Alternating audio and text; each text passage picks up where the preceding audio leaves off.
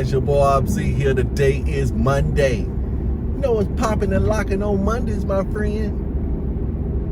It's gotta be Asking Mondays. And I've been asking some powerful questions. What's the one thing that I can do today to make this the best day ever? What's the one thing I can do in my home life? Oh yeah, I forgot. I still need to get these breaks done, right? So I got questions right there. Who I need to call, who I need to talk to. I need to talk to my boy at the Woodside. See if he can go ahead and swap these breaks out. But no, we were still thinking. My daughter was talking the other night, we've been talking about asking powerful questions. I've been getting that over to my youngest daughter because she was talking about finding purpose. How to find our purpose. And we kind of worked on it a little bit. I told her I had to cut it short. I said, look, we done enough work. It's time to let some of this stuff fill in. We're going to ask some powerful questions. We've uncovered some things, some areas of concern that is, affecting all of us. And that's comparison. When I popped on the tube, I woke up first thing this morning. Then, of course, I jumped in and read my Bible. And then I was reading, I think it was in Galatians. He was talking about, people of the faith, you got to, do good works, provide for others, serving, stuff like that. That's what he was talking about, the Galatians, talking to them. And then he also said, when I clicked off that, I flipped over to my girl Joyce Myers. Well, no, my boy, I forget what this guy's name is. His church is out of Texas too. He was talking about fear. How fear magnifies the problem, how it distorts the view, how fear make the wrong comparisons, making your problem bigger than it actually is by comparing it with something else. And then Joyce Myers popped over to in comparison again. That comparison is the big enemy when it comes to people. Is it? It can be, because that comparison stick is on both sides, right? You got two sides to the stick. You got a positive side and a negative side. The world is going to push the negative side. Oh, hold on, man. Don't hit me. The world is going to push the negative side. That person's better than you. You should be doing, you shoulda, woulda, coulda. That's where the shoulda, woulda, couldas come from. Yeah. But that thing can be changed, right? It can be changed. I guess that's where we need to work at. How can we change the comparison model? What's the one thing I can do to change the comparison engine in my mind? He said somebody say the brain's one of its greatest powers is comparison. It stores its information in comparison with current conditions in order to make a good decision. That's a good thing, right? Okay, so-and-so got ate by the lion when he went down by the stream, right? Right? He got ate by the lion when he went down by the stream. Okay, I can compare that. Here's the stream, got that, boom, not going there. This happens, not going there. Those comparisons are good, right? But when it comes to people, or since you can't stop the comparisons, how can I can't stop people from comparing. The brain is going to compare. How can I not be affected? How can I distance myself from the result? Yeah, you got to be, it's just a result. It's not an indication of worth, not an indication of my self-being or myself. It's just a comparison. Because he was reading over in, Joyce Meyer was reading out of one of these chapters. I think I wrote it down, Matthew chapter 6 or something like that. He said that there were some guys that want to be hired in the vineyard. Rich guy came by, saw some dudes standing on the corner, said, look, man, why don't you come work in the vineyard? It was 8 o'clock in the morning. Then he came back at 10, 12, 3, several times throughout the day. Because he told the guys at 8, said, man, you work in my vineyard for $20, or denarius, whatever that was. The guy said, yeah, I do that. Next guy asked him the same thing. Yeah, I do that. So, he didn't, I think he may have asked the first guy, but I don't think the other guys he asked. I think they just said that he just hired them, won't you come work in my vineyard? Won't you come work in my vineyard? He said, even down to the last hour. Maybe that image stabilization is on the back. He said, even down to the last hour, because this is shaking a little bit too much for me. But even down to the last hour, he hired somebody. Man, I know it's just an hour left. You've been out here all day long. Come on, work. Can't believe you've been here this long looking for work. Come on and work. He said when he paid him, he started with the last guy he hired an hour ago, gave him $20. So the other guys was thinking, okay, this guy only been here an hour, gave him 20. Imagine what I'm gonna get. I was here at 8 before all these cats. Man, I'm finna come up. Gave everybody $20. He said, man, this guy only worked an hour. You gave him the same amount you gave me. He said, no, but see, you agreed to work for me. Now I pay you. And I did pay you. But it's my money. If I want to get everybody the same thing, I can. I could have gave this guy $2 for what he did, but I wanted to give him 20. See, that's the deal. It's that comparison deal. Now I was finna send that to my brain and say, hey, you know what? You gonna just send that to your daughter. Since she was struggling with comparison, I was like, nah, I gotta work on this plank in my own eye. You know what I'm saying? Plus, that one right there don't really convey what we intended.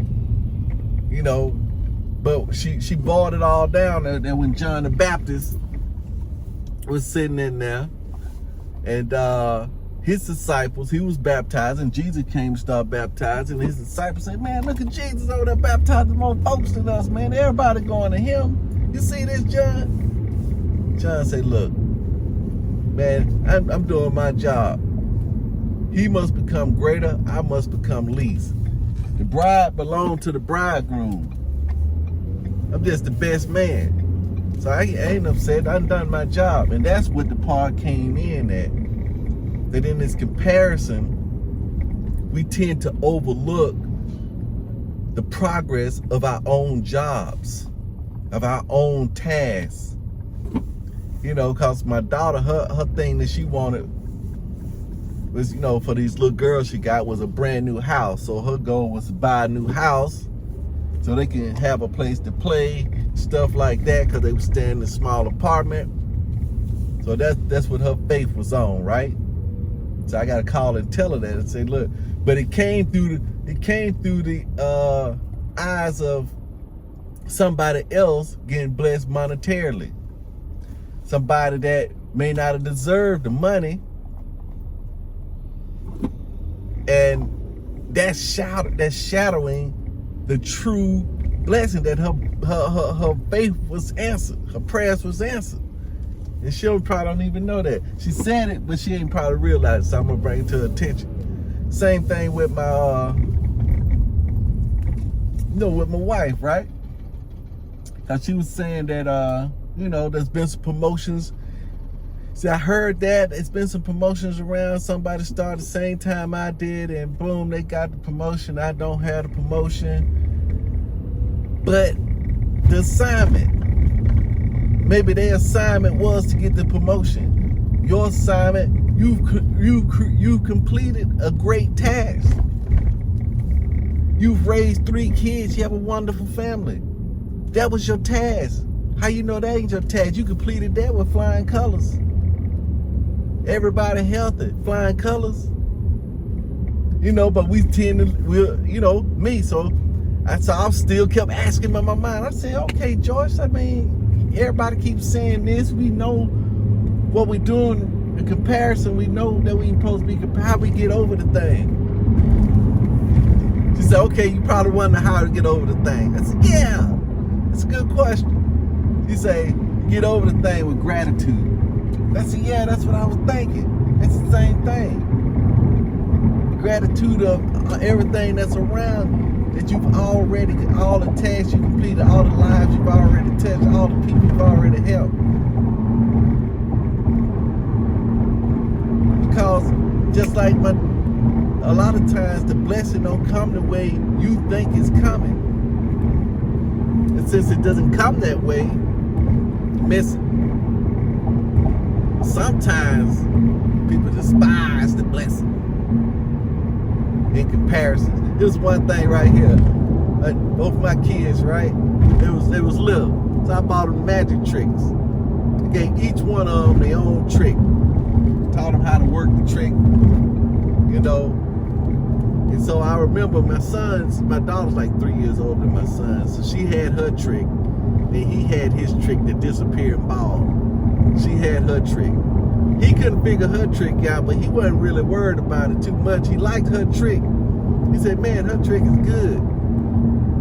Then he showed her his trick, and then she was blown away that this youngster had food and she don't know. She said, Dad, you should have gave me that trick. That's the best trick. How you do that? So for a long time, I'd say, don't tell each other how you did your trick. But she stayed on me for months. For months, I even hid part of this trick, the solution. Then I finally, say, look, this is how this trick works. You want to know how it works? This is how the trick works. I showed her that the trick works. It ain't really a ball. She said, what? She said, oh, man, I thought he had a real trick. That ain't nothing, man. That's nothing. Oh, man. Now she thought she was that he had something way better than what she had. But it was always like that. It was on that comparison. The grass always looked greener. But you don't know how that person working that. And that thing may be just illusions. Maybe smoke and mirrors. But the devil don't tell you that. No, he rubs your nose in it. He rubs your nose in it. That's what he does. He rubs your nose in it. He said, man, you need that trick. Forget the trick you got. Even though she had a superior trick, he was blown away too. But with him being younger, here's the deal. Him being younger, he was able to accept it. He didn't have a lot of stuff built up on comparison because it's just a kid. Look, kids don't really compare until they start getting, they start getting a little bit older, but some of them can forget and go on to something else. But as we get older, our memories get better and better, and so we hold it longer and longer. At the time, yeah, he wanted her trick. Yeah. But he didn't linger with him. Same thing with folks. We got to let some stuff go. I was listening to Fernick in relationships. He was talking about, when problems come up, they small problems. He said, offense. He said, offense can separate you. Because it's just a board and you drive it down and down. Next thing you know, you got a fence between you and your loved one. He said, but each one of these boards keep getting driven down by our powerful memories. So we gotta let it go. Gotta let it go. That's where the work begins, right? The only way you can really let it go, the true way to let it go is gratitude. Yes, we're gonna get back to gratitude. We're gonna count our blessings, not somebody else's blessings. Yeah. That's how I can do it. That's what I'm gonna do. I'll spend the rest of the day thanking God for what He's already given me. Yeah. See, right now I'm driving in the car, right? I'm going to work. I got a job. I'm healthy. Yeah, that's right. So you know what I'm gonna do? I'm gonna do that gratitude. I'm gonna do it to that gratitude life. That's what I'm gonna do. Take what George says and do it to my life, right? Then I'm gonna share it with others because I think it's fantastic. definitely got to share with others. You know what you got to do. Just go ahead and do it to it. I'm finna do it to it. Do it to your life. And do it to that like button. Do it to that subscribe and do it to that thumbs up. And drop some comments down there. We're going to start this live thing. We're going to sit down. We're going straight to the streets with this thing. Yeah. Yeah, we're going to sit down. We're going to work through some small problems. Because I'm the average Joe, you know. You follow me. Just trying to put it together. There's some things I'm still working on. Always. But I feel that if I could keep building this muscle, then eventually I'm going to be able to move that weight. Nudge it. Or there's going to be a bigger, stronger habit to kick that habit.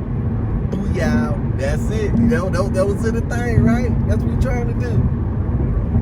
Peace out. Do it to it.